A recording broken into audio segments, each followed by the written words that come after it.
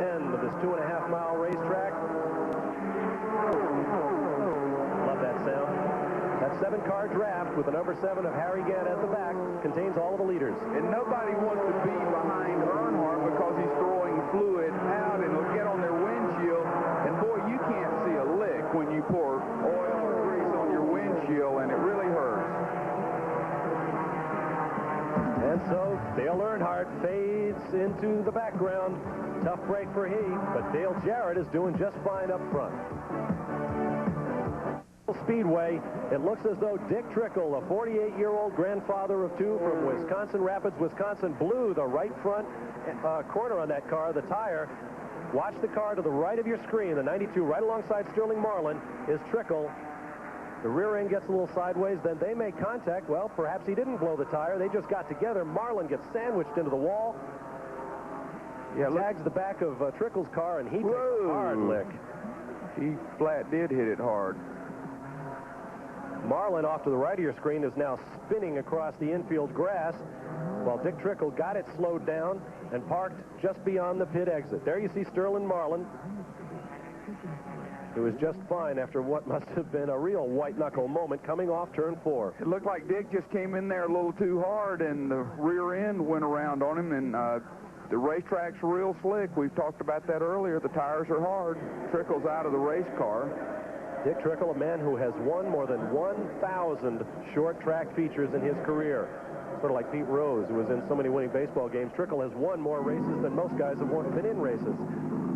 Earnhardt's in right now. They're putting tires on the car, but they're going to stop and take a look and see if they can find that problem with the car right now. They're shooting some more fluid up under the bell housing. It's in that particular area. They're lucky to get the caution flag, but they're not concerned about these tires. They're going to put some oil in the car right now. They're seeing if they can find what's wrong there.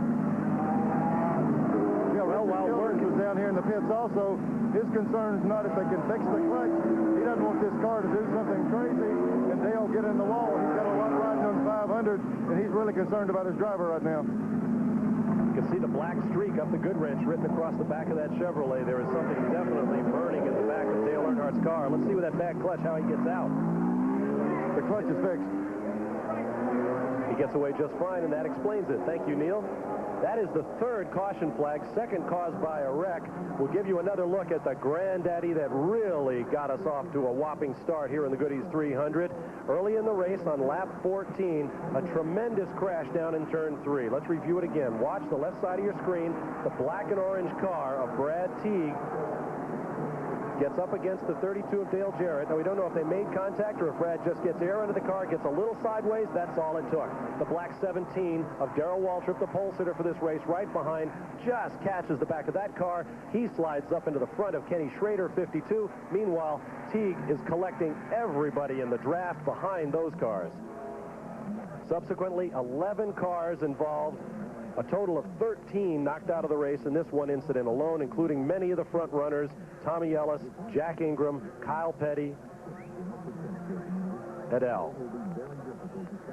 Well, it's amazing. Darrell caught him by an inch or so. If Darrell had been able to miss him, he would have not knocked him back up into the middle of everyone. Now you're back catching current action. There goes the car of Dick Trickle, and we'll be back to Daytona for another green. Back at Daytona, the pace car is off. The green flag waves once again, and we are underway. Dale Jarrett on the point. Right behind him, Greg Sachs, Harry Gant, Bobby Labonte, and Ernie Irvan fill out the top 5 as the cars shuffle them up. That's Dale Jarrett out front. Behind him, the number 8 of Bobby Hamilton. I think a lot of folks figured that Hamilton, runner-up to Kenny Wallace and the Rookie of the Year points last year, would be a factor in this race. He's now a lap down. Behind him, the number 3 is Dale Earnhardt.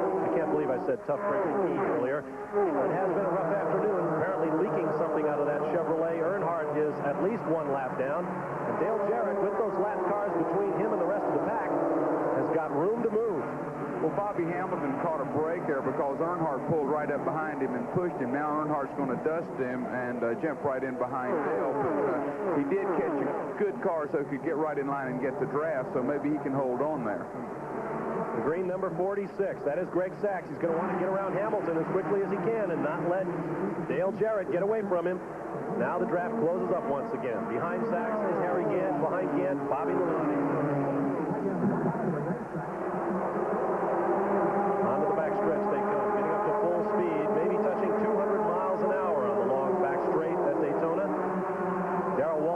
qualifying at just under 189 miles an hour. I love the sponsorship on that car, Crunch, and Earnhardt's being right behind him. And that, for some reason, that would scare me if my sponsorship was Crunch, and that's Earnhardt's name is Crunch, and you know, he may be offended. So I don't know, Dale. Watch out. He's liable to try to crunch you.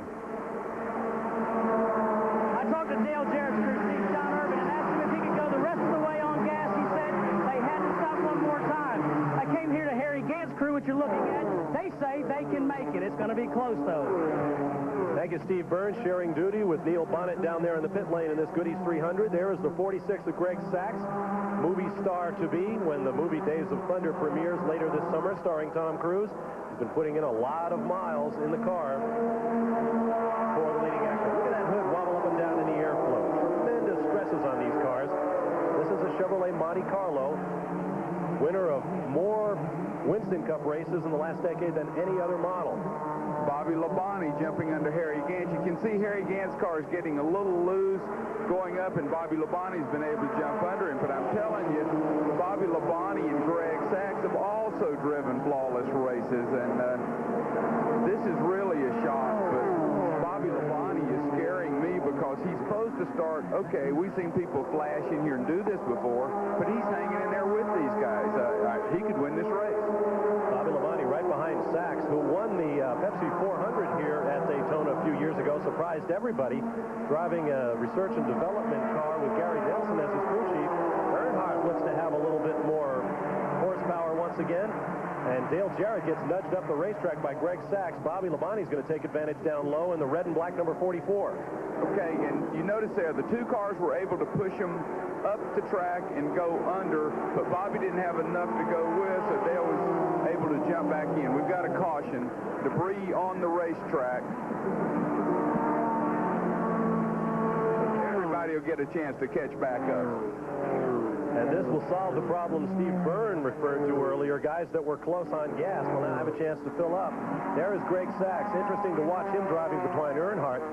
That is the Monte Carlo. Earnhardt is in the new Chevy Lumina model. It used to be that this was a late model stock car series, but now the Luminas are legal. It's a current model series. And everybody's wondering about this exotic paint job, and with City written on it, that is the movie car that you will see in the Tom Cruise movie. That's the car that Tom Cruise will be driving. There is your attrition, Brad Teague, who ignited that huge crash, took out Tommy Houston, Ed Barrier, Jack Ingram, Ron Cooper, Steve Grissom, and a host of others. Ellis Jenkins, Strickland, McLaughlin, Kyle Petty, Michael Waltrip, all involved in that crash, as was Jack Sprague. Darrell Waltrip also in it. Schrader also in it. Jeff Purvis suffered injuries to his race car that eventually knocked him out. Sterling Marlin and Dick Trickle, the most recent to drop out after getting together coming off of turn 4. Now, by passing that lead train, Dale Earnhardt has gotten himself back on the lead lap, so we may not have heard the end of old Dale at this point. My man Neil Bonnet, he's one of the smartest people in motorsports, and this is usually when he would come up with a real clever statement for me. Help me out, Neil. I'll step in here, Johnny. 70 laps complete of 120. He's my man, and he let me down. I'm trying to talk, and I wasn't hooked up there, but there's nothing clever about the fact that that little black race car just slid back in the lead lap. And on that last caution, it was kind of overlooked, but he got that problem straightened out. They've got the leak stopped, and it looks like he's going to be a factor in this race again. That's what I always say when I can't think of anything, Neil, is that my microphone wasn't working. You saw Greg Sachs make his stop with his gaily attired crew. Here comes Dale Earnhardt in, and I tell you what, we're going to keep an eye on him. I don't think Earnhardt is out of this by any stretch of the imagination. I don't want you to ever use that word again here in stock car racing. I won't. Okay. After the race, you tell me what one it was. The gaily attired crew. I mean, these guys are tough, buddies. We are going to go for it now. Dale Earnhardt getting back into it here at the Goody 300. Twice a winner before. He is not about to let go of this one, folks.